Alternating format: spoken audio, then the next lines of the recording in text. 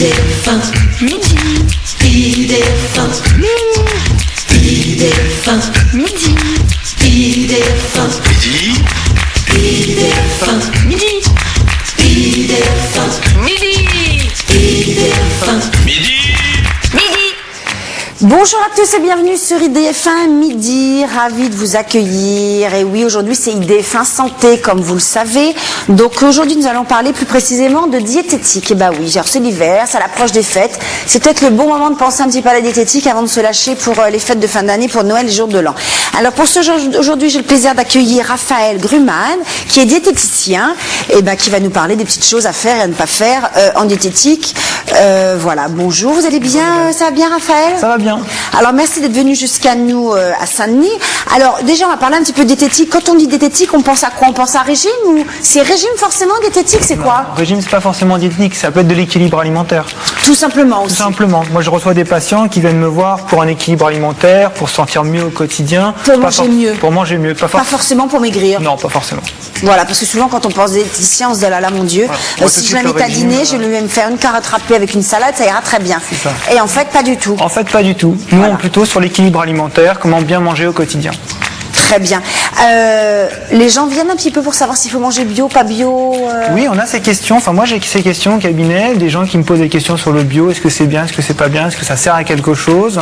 Donc, on leur explique que bio, c'est bien. C'est pas ça qui va les aider à perdre du poids, parce que quelquefois, ils associent le bio à la perte de poids. Ah oui, carrément. En disant, je mange bio tous les jours et je prends du poids. Oui, mais on peut Je manger mange bio. un saucisson bio avec des pâtes bio. Voilà, c'est ça. Et Alors des qu'en glaces fait- bio, je ne comprends pas. Je grossis. Pourquoi? Voilà, alors qu'on leur explique à quoi sert le bio, ce qui est vraiment ce logo en fait bio, à quoi ça correspond. C'est dommage parce que ce serait bien. Ouais, c'est bien. Si en mangeant bio, on pouvait maigrir. Ça serait pratique. Alors, ce serait bien de refaire une émission sur le bio parce que je trouve que c'est un petit peu. Il y a plein d'étiquettes, voilà, on n'a peut-être pas encore complètement défini. Et puis la réglementation, je crois qu'elle est très stricte. Elle est très stricte. Donc ouais, savoir, pour les producteurs. voilà, savoir exactement ce qu'il en est. Alors en tout cas, on va parler des graisses. Je crois que c'est c'est un peu la plus, Valérie Satanas, un petit peu les graisses. Alors, les graisses, c'est mauvais pour la santé? Est-ce qu'il y a des bonnes graisses? Parce qu'il y a aussi ce truc-là, des bonnes graisses, des mauvaises graisses. Ouais. Alors, dites-nous tout sur les graisses. Alors les graisses, c'est pas mauvais pour la santé, on en a besoin. Tout simplement, on va les apporter en quantité suffisante, normale, pas en excès. Parce qu'évidemment, si on les apporte en excès, on va prendre du poids. Mais si on les apporte dans les bonnes conditions, en variant bien ces matières grasses, en apportant un petit peu de beurre, un petit peu d'huile, pourquoi pas un petit peu de crème fraîche, mais en les variant bien, il n'y a aucun problème pour la Il n'y a santé. aucun problème. Depuis quand depuis quand on s'occupe de la diététique, en tout cas en règle générale? Depuis quand ce métier existe de diététicien? Depuis à peu près 40-50 ans, pas plus. Oui, donc c'est un relativement récent. métier assez récent. Ouais, c'est assez Avant, récent. les gens ne savaient pas, ne connaissaient pas en fait. C'était pas une préoccupation des personnes à l'avance. Il y a C'est-à-dire 50 ans. que la donne a changé. C'est-à-dire à un moment, on se préoccupait de pouvoir manger. Exactement. Aujourd'hui, on se préoccupe de manger le minimum et d'avoir... Voilà, de bien manger, de manger équilibré. C'est surtout ça les préoccupations parce actuelles. qu'aujourd'hui, on a bien à manger. Voilà, on en a conscience. Donc maintenant, il faut manger équilibré, pas se gaver. Voilà. Exactement. Combien de quantité de viande doit-on manger par jour? Alors, il y a aussi cette chose-là qu'on entend souvent, il ne faut pas manger de la viande tous les jours, il faut en manger 2 fois par semaine. Est-ce que c'est vrai? Est-ce que c'est faux? Est-ce que c'est des phrases toutes faites? C'est comment? Alors en fait, la viande, on peut en consommer 1 à 2 portions par jour. Par exemple, le midi et le soir. Ah, quand même, oui. On peut le faire. C'est pas trop? C'est pas trop. Il faut par contre apporter quand même du poisson dans la semaine. Donc au moins 2 fois du poisson dans la semaine, c'est important. Donc bien varier entre des œufs, de la viande, du poisson. Voilà, on varie, on ne cumule pas. C'est-à-dire, on ne mange pas de la viande et des œufs, par exemple. On va essayer de varier un petit peu. Donc voilà, donc 1 à 2 portions par jour. D'accord. Donc des protéines. Les protéines, on les trouve dans les œufs, le poisson, la viande, voilà. le tofu. Il y a des protéines. Donc on va avoir dans des légumes secs, par exemple, les lentilles vont apporter des protéines, mais des protéines végétales. Donc les quantités de protéines sont importantes dans les végétaux, mais ce ne sont pas la même qualité de protéines que dans la viande ou les œufs. Alors lesquelles sont les meilleures? Donc en fait, les protéines qu'on va retrouver dans la viande sont plus facilement assimilables par l'organisme. Donc en fait, ce sont des protéines de meilleure valeur biologique. Donc plus facilement assimilables. Pour les végétariens, par exemple, qui consomment des protéines végétales, on va leur recommander d'associer ça à de la vitamine C qui va faciliter l'absorption des protéines végétales. Donc, par exemple, on va prendre une assiette de lentilles et on va prendre un fruit en dessert. Donc là, on va faciliter l'absorption des protéines. D'accord. Il y a de plus en plus de végétariens ou pas du tout? Il y en a beaucoup. Il y en a beaucoup. Moi, j'en reçois en cabinet, il y en a pas mal. Donc, on leur explique justement comment combler cette carence en protéines en associant donc légumes secs et fruits. On peut vivre sans avoir de manque? On peut vivre sans avoir de manque. C'est compliqué? C'est plus compliqué que pour une personne qui mange de tout. Ça, c'est sûr. Pour un enfant et sa croissance?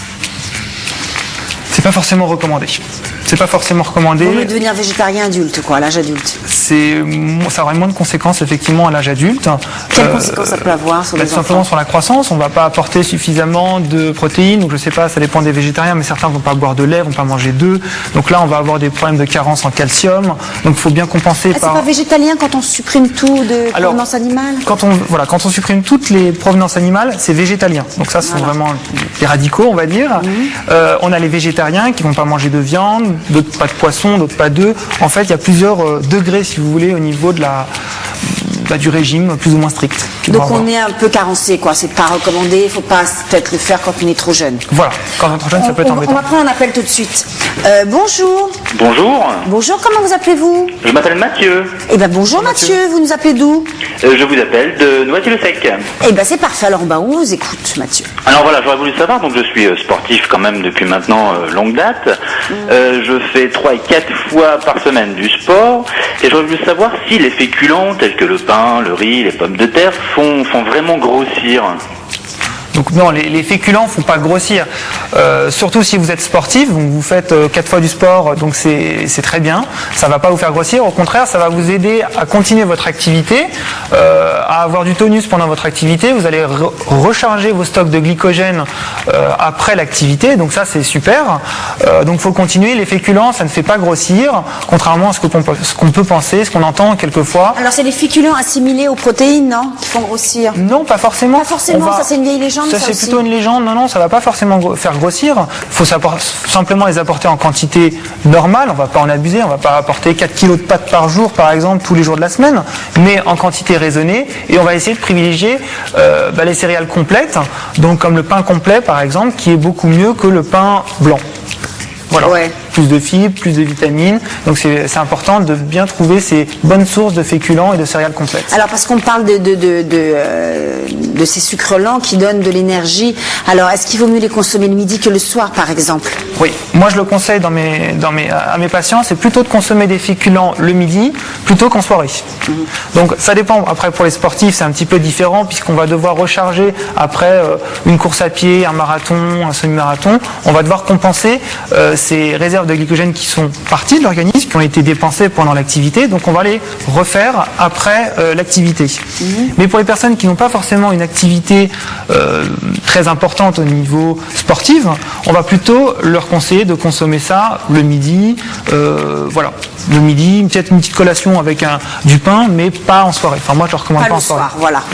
D'accord, alors j'aurais une autre question concernant les fromages, parce que tout le monde dit que la majorité des fromages sont enrichis en acides gras saturés, et est-ce que tous les fromages sont comme ça? Est-ce qu'on peut quand même privilégier certains fromages? Donc les fromages ne sont pas forcément enrichis en acides gras saturés, c'est qu'ils contiennent des acides gras saturés. Donc les fromages ne sont pas forcément à bannir totalement de l'alimentation. C'est important de les apporter en quantité normale. Donc une portion de fromage, c'est 30 grammes. Donc si vous apportez une portion de fromage par jour, parfait. Par jour, pas par repas, par jour. Par jour. Une portion de fromage par jour, et vous complétez vos apports calciques avec d'autres produits laitiers comme du lait, des yaourts, du fromage blanc. Parfait. D'accord. Voilà, en fait, il ne faut pas abuser, quoi. La règle d'or, c'est qu'il ne faut pas abuser de choses. Alors, c'est vrai que supprimer le fromage en plus en France, c'est quand même culturel chez nous. Voilà. Le fromage, on peut le mélanger avec le pain? On peut le mélanger avec le pain. Oui, parce que le fromage sans pain, c'est quand même terrible. C'est un petit peu dur. Mais on a envie. Et le vin, limité. Mais là, vous êtes dur, là. Oui, vous voulez tout, là. En bon sportif. En grand sportif. Donc, on peut un petit verre de vin. Un petit verre de vin, un verre de vin par jour, c'est pas mal. On va pas le conseiller forcément à des gens qui en prennent pas, dire prenez votre verre de vin, c'est important. Non, mais ceux qui en prennent déjà, voilà, un verre de vin, pas de problème. Oui, en fait, faut abuser de rien. Voilà. D'accord. Eh bien, vrai. je vous remercie pour tous ces conseils. Sauf du sport. Voilà, le sport, on peut en abuser. On peut en abuser. Donc, continuez. Donc, continuez.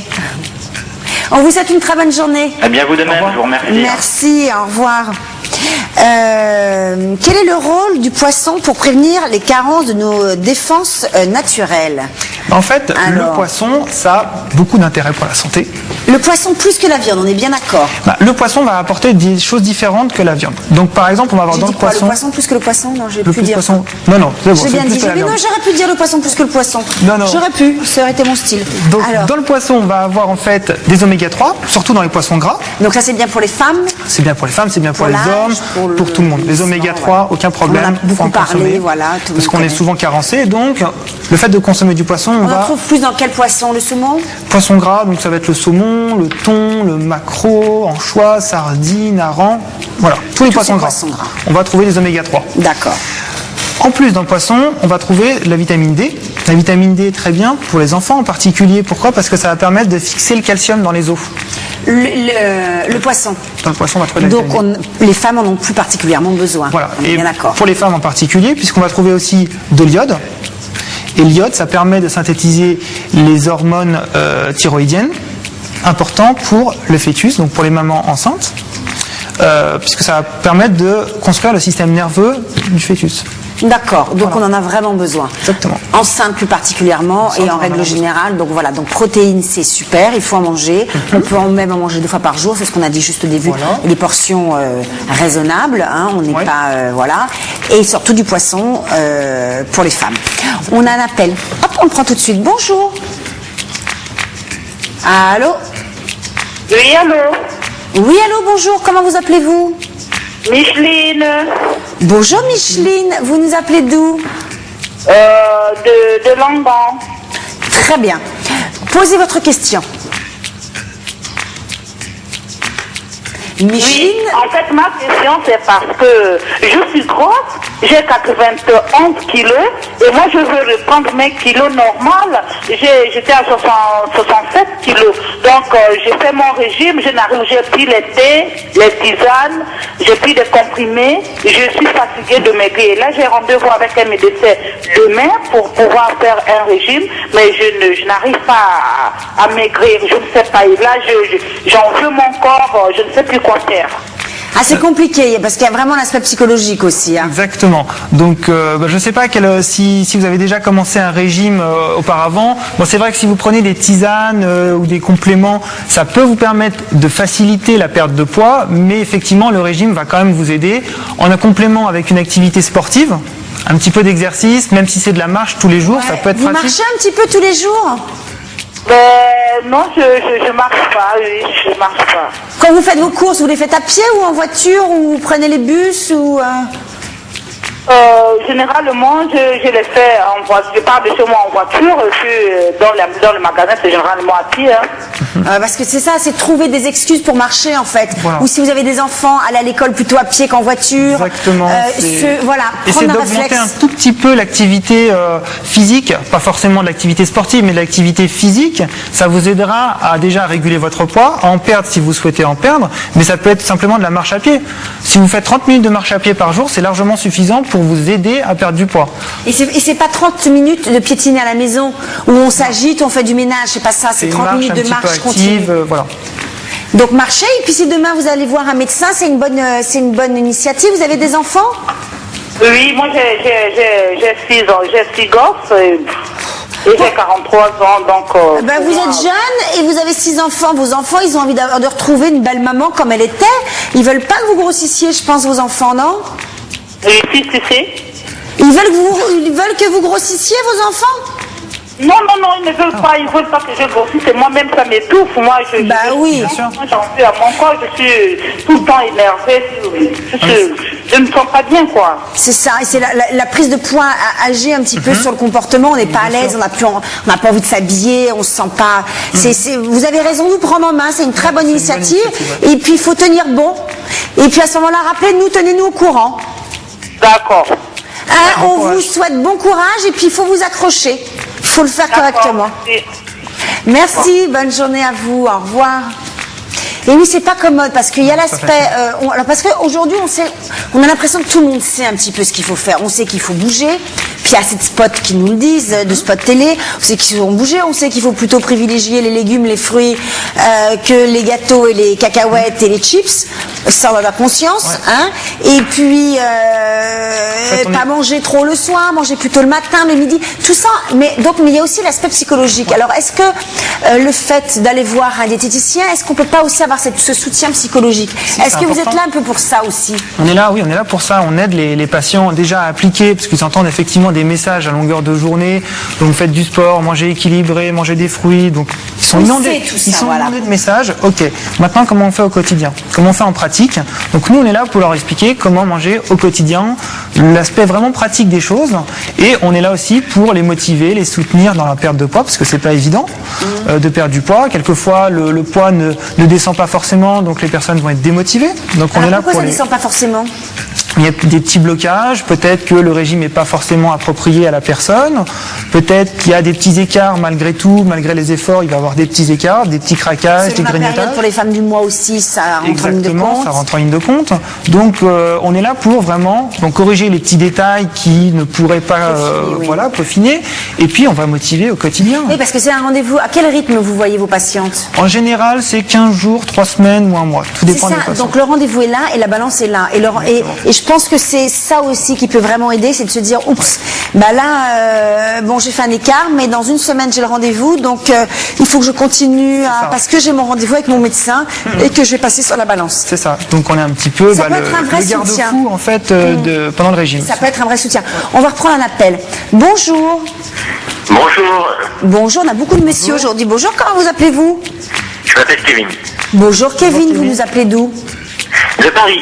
De Paris. Alors on vous écoute Kevin. Alors je voulais savoir, dans les poissons frais, quels sont les plus gras et les moins gras? Alors on va le redire. Donc en fait, on a deux catégories de poissons. On va avoir les poissons maigres, les poissons les plus maigres, les moins gras, donc ce sont les poissons blancs, donc cabillaud, colin, donc tous ces poissons-là sont plutôt maigres. Et on va voir le bar, et on va avoir les poissons gras. Donc dans les poissons gras, on va avoir le saumon, le thon, le maquereau, les anchois, les sardines.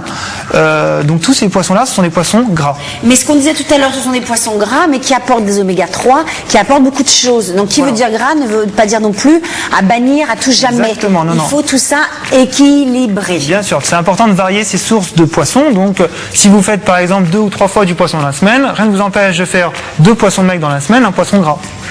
Voilà. D'accord. Et le panga, dans quelle catégorie se trouve-t-il? Le panga. Le tanga, je connais pas du tout. Le panga. Le panga, je connais pas du tout. Je connais pas non plus. Tu connais David? Tout à fait. Ah, et ben David connaît. David, c'est dommage que tu sois pas diététicien, que tu sois réalisateur. On connaît pas. C'est quoi? Il y a pas un autre nom? Parce que quelquefois les poissons. Le panga est un poisson asiatique. Ah, alors voilà, c'était exotique. C'est un poisson blanc. Alors peut-être qu'il y a un autre nom pour parce que souvent il y a. Oui, il y a plusieurs noms. C'est comme du colin. Ah d'accord. Alors si ça ressemble au colin, c'est un poisson maigre. C'est un poisson blanc, donc poisson plutôt dans la catégorie des poissons maigres. D'accord, ok. Vous êtes quelle origine, monsieur? Européenne. C'est juste que moi j'achète pas mal de panga, c'est pour ça. D'accord. Eh ben on connaissait pas, comme ça on le sait, mais David connaissait, donc c'est un poisson blanc, donc c'est un poisson maigre. Très bien. Très bien. Ok. Eh ben vous êtes une très bonne journée. Merci beaucoup, vous aussi. Merci. On a oublié de souhaiter bon déjeuner parce que là il est midi et quart pour tous ceux qui sont à table. Donc regardez-nous, on n'est pas là pour vous couper l'appétit non plus, hein. Non. Même si on parle de diététique. Est-ce que justement les desserts, qu'est-ce qu'on en fait des desserts quand on fait de la diététique? Ah bah on en met. On en met quand même, on n'est pas trop des méchants. Non, on met quoi? On peut mettre des gâteaux au chocolat et tout? Non, dans un régime c'est un petit peu difficile de mettre un gâteau au chocolat. Quand on va voir un diététicien pour manger équilibré. Voilà, donc pour manger équilibré, on va rien interdire. Déjà c'est important, on n'interdit jamais rien. Aucun aliment n'est interdit dans un régime. Il faut simplement l'apporter. Même dans un régime? Enfin, dans un régime, C'est différent.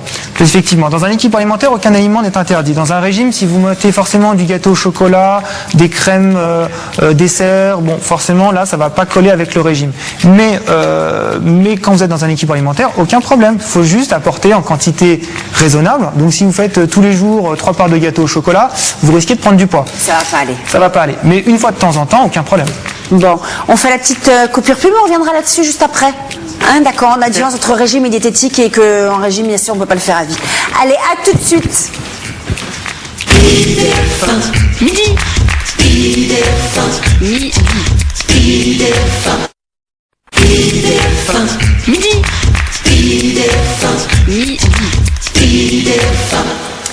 Et oui, vous êtes toujours sur IDF1. Aujourd'hui, c'est IDF1 Santé. Voilà, pour ce, j'ai le plaisir d'avoir sur le plateau avec moi Raphaël Gruman, qui est diététicien. Et nous parlons donc bien évidemment de diététique. Ça bafouille, ça se bouscule le portillon. Allez, un numéro de téléphone si vous avez la moindre question à poser, 0892 780 777. Voilà, nous sommes encore là avec vous pendant une vingtaine de minutes. Donc, juste avant la coupure pub, je demandais à Raphaël, je lui disais donc, il ne faut pas confondre diététique et régime. C'est-à-dire, on peut aller voir, on ne peut pas faire un régime, je crois que c'est impossible de faire un régime à vie. Non. On craque de toute façon. Régime à vie, c'est pour ça que les gens font le yo-yo. Ouais. Non, le régime, ça permet de perdre du poids, mais notre objectif, c'est de repartir sur l'équilibre alimentaire. Voilà. Donc, il y a une période de régime pour perdre du poids, et ensuite, après le régime, on va repartir sur un équilibre alimentaire. Donc, on va apprendre aux personnes à manger équilibré, correctement, mais en mangeant de tout. Et on va pas repartir, par exemple, si les personnes mangeaient un paquet de chips devant la télé avec 1 litre de glace, on est bien d'accord que ça, par contre, on ne pourra pas le refaire parce que c'est pas possible, c'est une mauvaise hygiène de vie. Donc, hormis la surcharge de poids, c'est mauvais pour le corps, tout simplement. Voilà, c'est mauvais pour le corps. Voilà. On va juste réapprendre aux personnes à manger normalement, donc à pas se gaver en quantité, à éviter de manger des paquets de chips tous les jours devant la télé. Une fois de temps en temps, c'est pas un problème. Mais si c'est tous les jours, l'année, c'est le super, le match de foot à voir. Voilà, le film ça pose pas de problème. Mais si c'est tous les jours, là, ça va poser problème. Voilà, donc on apprend simplement à manger équilibré. Alors pourquoi sait-on pas manger équilibré? Pour quelle raison? Ça devrait pas faire partie presque, c'est un instinct. Alors c'est un instinct de manger. Oui. Manger équilibré, c'est différent.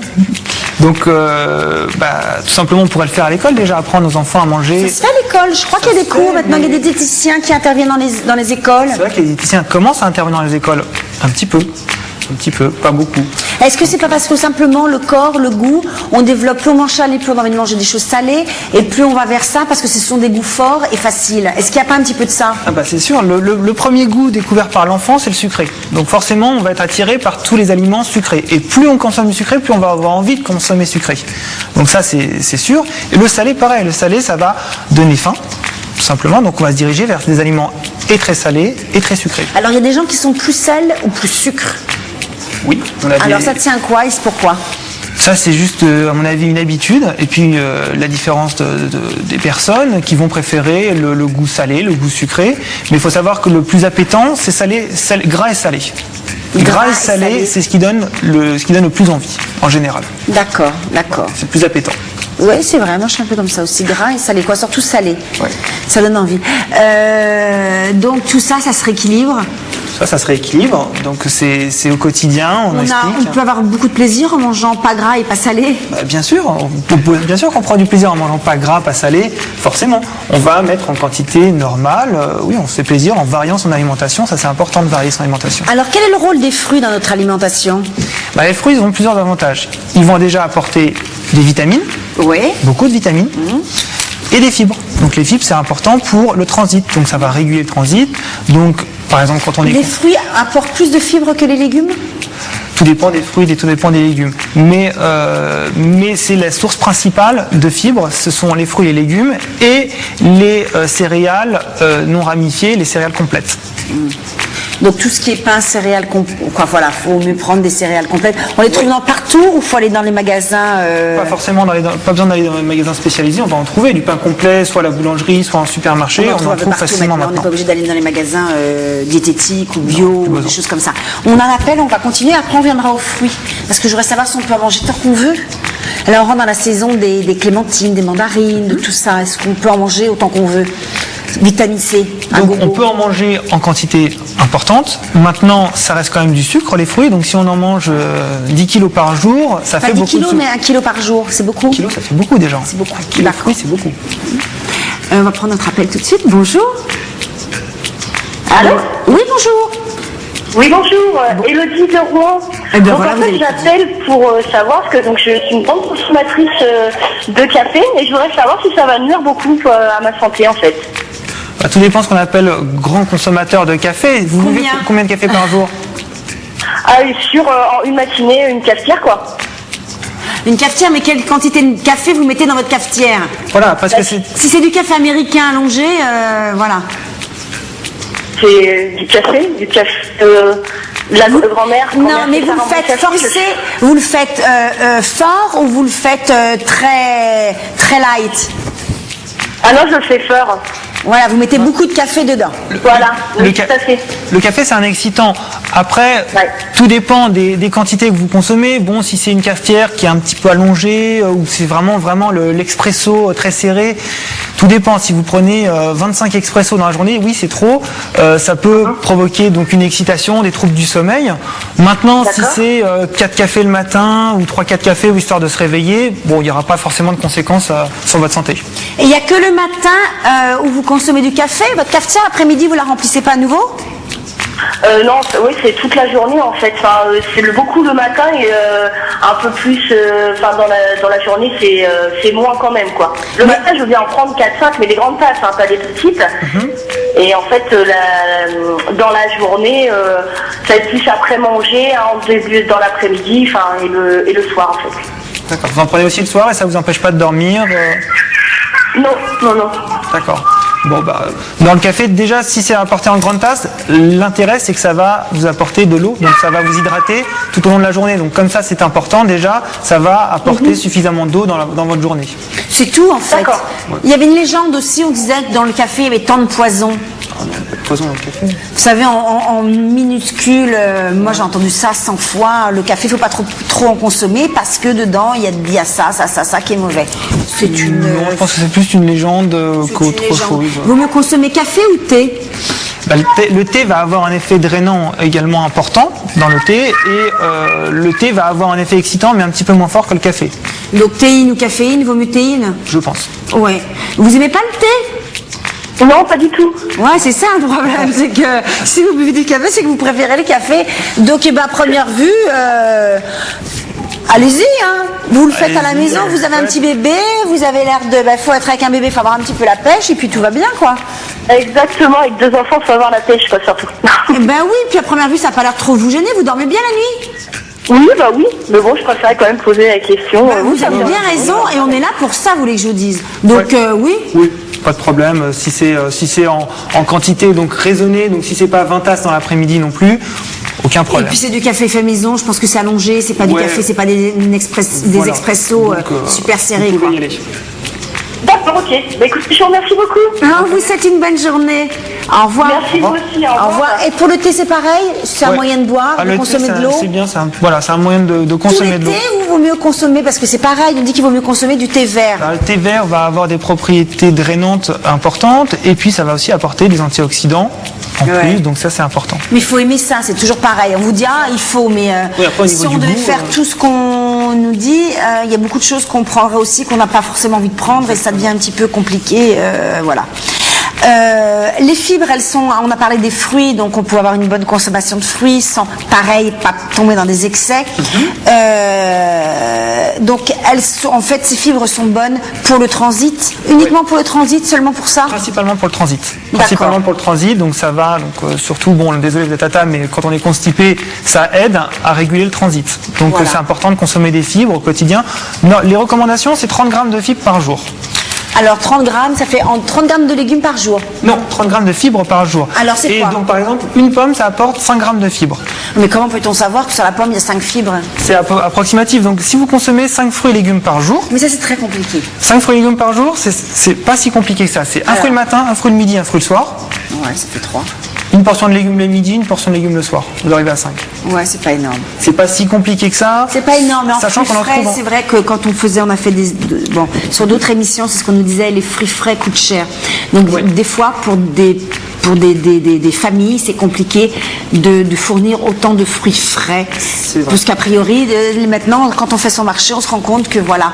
Donc, c'est pas toujours évident. C'est vrai. Maintenant, pour les Si légumes. on consomme des produits surgelés ou en conserve, est-ce que l'apport de fibres sont les mêmes ou pas? Alors, on va avoir à peu près les mêmes apports de fibres. La différence, c'est juste au niveau du contenu en vitamines des fruits ou des légumes. Sur les fibres, ça reste identique. Sur les fibres, ça reste à peu près identique. Par contre, sur les vitamines, on est bien d'accord. Ça va avoir une différence. Donc, en conserve, on va avoir un petit peu moins de vitamines, tout simplement parce que les vitamines vont partir dans l'eau qui va permettre de conserver le produit. Puis, il faut savoir aussi que les conserves sont apertisées, c'est-à-dire qu'elles ont subi un traitement par la chaleur relativement court pour pouvoir conserver les aliments dans la conserve. Donc elles perdent leurs vitamines. Donc elles perdent une partie de leurs vitamines. Par contre, en surgelé, c'est là où vous allez avoir le plus de vitamines. Pourquoi? Parce que Pas plus qu'en frais quand même. Eh bien si, peut-être plus qu'en frais. Pourquoi? Parce qu'en fait, les légumes ou les fruits sont congelés très rapidement après les avoir cueillis. Donc l'intégralité des vitamines est conservée par la surgélation.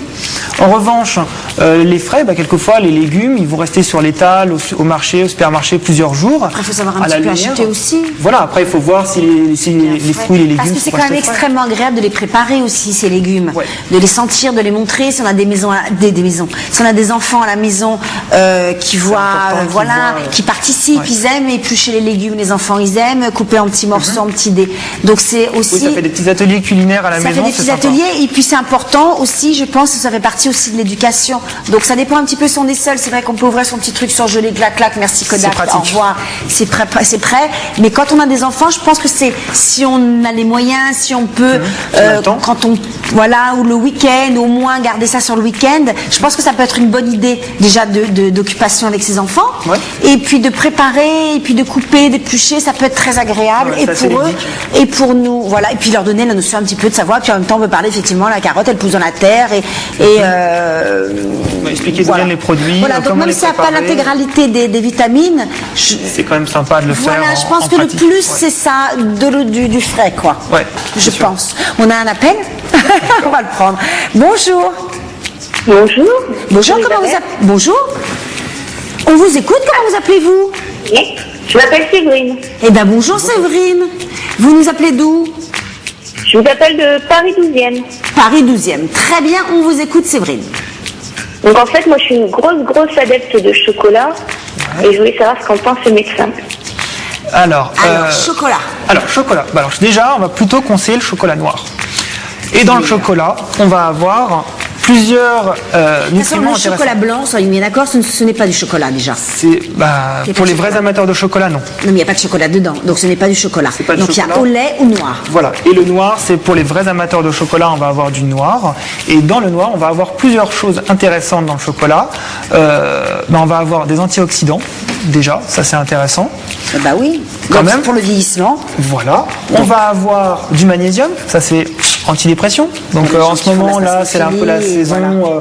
Donc c'est intéressant d'apporter du chocolat. Ça va être bon pour le cholestérol, ça va permettre de bien le transporter jusqu'au foie. Pour le cholestérol. Le Ça chocolat permet- est bon pour le cholestérol. Voilà, ça va permettre de bien le transporter vers le foie. Donc ça a quand même des intérêts. Maintenant, si vous faites comme d'habitude, si vous faites 8 tablettes par jour, c'est pas bon. Si vous faites vos 2-3 carrés de chocolat par jour, votre petite barre de chocolat, Alors aucun sans problème. passer de 8 à 2,3, moi j'ai une amie qui consomme 2 tablettes par jour. Ça fait beaucoup. Mais elle est très mince. Si elle prend pas de poids, tant mieux pour elle. Du tout. Alors, parce qu'il y a deux choses aussi qu'il faut bien, je pense, séparer pour les gens. Les gens pensent que qui dit mince dit bonne santé. Mais on peut être mince, consommer des produits et avoir ou du diabète ou avoir plein de problèmes, après, même on si peut on est avoir des mince. problèmes de santé. Voilà, donc il n'y a pas que l'aspect aussi... Non, il n'y a pas que la silhouette qui compte. Donc est-ce que le fait de consommer par exemple 2 tablettes de chocolat par jour sans parler de poids, est-ce que c'est bon ou mauvais? Je ne pense pas que ce soit forcément bon pour cette personne de consommer ces 2 tablettes de chocolat. Dans l'immédiat, elle ne va pas avoir forcément de répercussions sur la santé. À terme, oui, non, on ne peut pas savoir. Tout D'accord. dépend des personnes. Donc faut pas... De toute façon, il ne faut pas consommer, c'est pas recommandé de consommer 2 tablettes par jour. 3-4 par jour, 3-4 c'est bien. carrés par jour, une barre de chocolat, voilà. Pour se faire plaisir, c'est vrai que c'est sympa. Parce que c'est une drogue, des gens qui sont drogués, qui sont addicts Addicts au au chocolat. chocolat, C'est ouais. une folie. Ah ouais. Vous souriez vous aussi? Moi, j'aime beaucoup le chocolat. Oui, voilà, je vous ai vu sourire, je vous ai vu comprendre la situation. Donc, vous êtes aussi comme ça? Oui, ça et le réglisse, en fait, que je mange énormément. Enfin, je mange pas 2 tablettes par jour, mais je mange ma demi-tablette, oui. Chocolat noir. Et réglisse? Et réglisse, oui. Réglisse. C'est bon, il n'y a pas de problème. Du moment que vous n'avez pas d'hypertension. Oui, voilà, c'est ça, c'est moi pour l'attention. Voilà, il n'y a aucun problème. Bon, bah, voilà, vous avez fait votre mélange, voilà. Merci beaucoup. Eh ben, de rien, vous souhaite une bonne journée. On est cool, hein, nous, hein, sur IDF, on autorise tout. Allez, bonne journée, au revoir. Oui, on n'a pas l'air, vous êtes un diététicien cool. Je suis pas trop strict avec mes patients parce qu'au bout d'un moment, en fait, on se rend compte que plus on est strict, plus ça va craquer à un moment. C'est ça. Donc, si on propose propose des régimes hyper stricts sur des longues périodes, on tient pas. Donc, autant faire des régimes un petit peu plus cool en autorisant un petit peu plus de choses.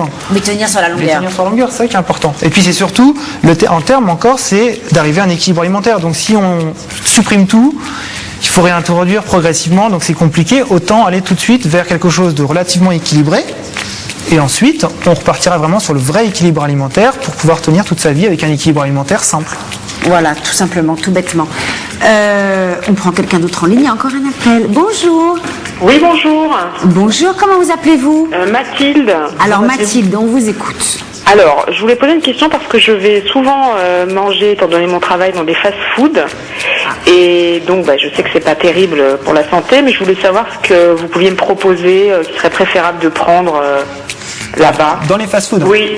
Il y a des salades dans les fast-foods à la fois. Hein. Il y a des salades, il y a des compotes, il y a des petits fruits coupés en dés, mais ça fait pas rêver. Non, en fait, quand on va au fast-food, quand on va au fast-food, on a envie de manger un gros truc. On veut son hamburger, on veut sa portion de frites et on veut sa boisson, son soda. Donc, ok. Oui. Pas de problème. Ah bon? Allez au fast-food, mais allez-y une fois. Salade avec un hamburger, on me dit que ça pouvait être équilibré plutôt que de prendre hamburger, frites et tout ça, mais et qu'on pouvait manger ça régulièrement. Non, mais quand vous allez au tous fast-food, les jours, on est bien d'accord. C'est ça que si vous allez au fast-food, faites-vous plaisir une fois, et puis le reste du temps, faites quelque chose de plus équilibré. Mais une fois, faites-vous plaisir. C'est important quand on va au fast-food de manger quelque chose qui nous fait plaisir plutôt que d'aller dans un fast-food manger des crudités, un petit sachet de crudités, ensuite une salade, ensuite des fruits en morceaux. Vous n'allez pas forcément dans un fast-food pour trouver ces aliments-là. Ouais. Donc, si vous avez qu'un fast-food à côté de votre travail, une fois de temps en temps, vous faites plaisir, vous faites votre hamburger, votre portion de frites et votre soda light. Voilà, on va quand même conseiller le light, ce sera toujours un petit peu. On aura gagné ça. Par contre, le reste du temps, alors à ce moment-là, vous faites attention, vous faites la salade, les crudités, ça sera toujours mieux. Et puis à ce moment-là aussi, si vous êtes excentré au milieu de nulle part, ce que vous pouvez faire aussi, c'est rapporter de la maison. Ouais, ça c'est pratique. Dans un petit tupperware, et puis vous ramenez vos petites portions pour le midi. Et de temps en temps, si vous à la veille, vous n'avez pas eu, vous êtes sorti, vous n'avez pas eu le temps de préparer votre petite nourriture, et ben vous faites le fast-food. Et puis c'est tout. Ouais, ça sera d'accord. On vous souhaite une bonne journée en tout cas, et merci de votre appel. Et bon déjeuner. Merci. Oui, parce qu'il y a aussi cette solution de préparer à la maison et d'apporter pour le lendemain. Donc ceux qui peuvent le faire, c'est vrai que c'est beaucoup plus facile. Pas tous les jours, peut-être, effectivement, on peut se faire plaisir. Qu'est-ce qui serait bien en équilibre? C'est 3 fois dans la semaine apporter, puis 2 fois se faire plaisir, 2 fois y aller. C'est ça, ça serait pas mal. C'est l'idéal. C'est un équilibre. Voilà, ça serait pas mal. Maintenant, c'est vrai que les gens n'ont pas forcément le temps ou pensent pas la veille au soir de préparer son Moi, petit je pense pas toujours le temps. Je pense que c'est un automatisme. C'est comme pour, vous savez, comme pour les choses pour les enfants. On en parlait tout à l'heure pendant la pub. Ces petites choses de nourriture mixées, vous avez tout mixé. Après, les enfants ne savent pas ce que c'est une vraie carotte, un vrai morceau de vin. Voilà. Donc ils mélangent. Après, oh c'est bizarre, mon enfant n'aime plus les légumes, n'aime pas la viande, n'aime pas le poisson, n'aime pas les fruits parce que tout a été mixé. Et ça prend 2 minutes. Il y a des petites machines, les baby cook, qui se prennent 2 minutes pour faire cuire des petites portions. C'est rien. Et je pense que on a le temps si on veut vraiment, honnêtement. Si on veut. Je fais partie des mamans qui travaillent. Voilà. Et si on veut vraiment, je pense qu'on a le temps. Et pour faire le bureau, si on veut vraiment, je pense que on peut préparer sa petite salade très rapidement. Même en supermarché des carottes déjà râpées. Vaut mieux ça que le fast-food. Et puis mettre sa petite sauce au citron dessus et huile d'olive. Et c'est quand même mieux. Toujours mieux et d'acheter son petit pain complet. Et ça a bon goût. Et c'est quand même mieux. Vous aurez les légumes que vous aimez dans votre salade. Ouais, je pense qu'il y a. Est-ce que tout le monde aime le fast-food? tout le monde aime les fast-food. Non, il y en a qui n'aiment pas les fast-food, quand même. D'accord, ça me Mais bon, c'est vrai que ça, il y en a beaucoup. Non, parce que Qui c'était... apprécient. Voilà, oui, parce qu'il y a des goûts comme ça, les frites, tout le monde aime les frites. Oui, quand on vient à ça, c'est parce que c'est gras, salé. Enfin, gras et salé. Bon, vous êtes en plein déjeuner, l'émission se stoppe, ça tombe bien, vous pouvez sortir les frites, les paquets de tout ce que vous voulez, de cacahuètes. On ne vous embête plus.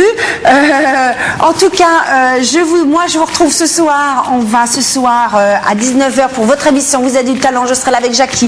Il vous reste 2 heures jusqu'à 15h donc pour voter pour votre candidat préféré. N'hésitez pas. Raphaël, merci d'être venu jusqu'à nous.